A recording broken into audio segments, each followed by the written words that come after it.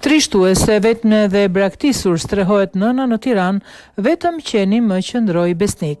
Një nënë e moshuar e ulur në një stol në zonën e Astirit në Tiranë me pak rroba, bastonin dhe qenin e saj pram, po kalonte natën e 2 rrugëve në të ftohtë dhe e vetme. Prej 2 muajsh ajo jetonte në errësirë pa drita dhe pa ujë, duke mbajtur shpresën se do t'ia dilte me pensionin e saj të vogël, por kur nuk mundi më të paguante qeran, u nxor jashtë nga pronari i shtëpisë. Lajmi u bë i njohur në rrjetet sociale ku doli fotoa e saj e vetme në të ftohtë, çka solli një shpërndarje të gjerë dhe masive në rrjetet sociale me shumë reagime.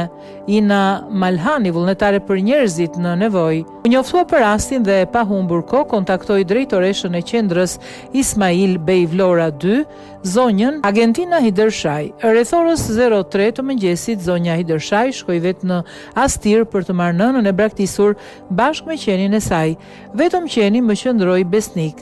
Ishte shprehur nëna teksa makina largohej nga stoli i ftohtë që për 2 net ishte bërë shtëpia e saj. Ina Malhani tregon për mediat se nëna e cila i ka kaluar të 70-tat kishte vetëm 2 vajza. Ato jetonin jashtë Shqipërisë, ndërsa kanë humbur kontaktin prej kohësh.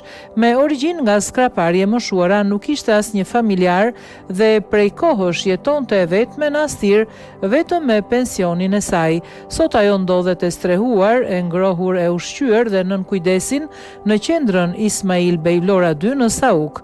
Është e vetëdijshme, pa probleme serioze shëndetësore dhe mbi të gjitha nuk është më vetëm. Pranë saj është ende ai që nuk ju largua kur qeni saj besnik.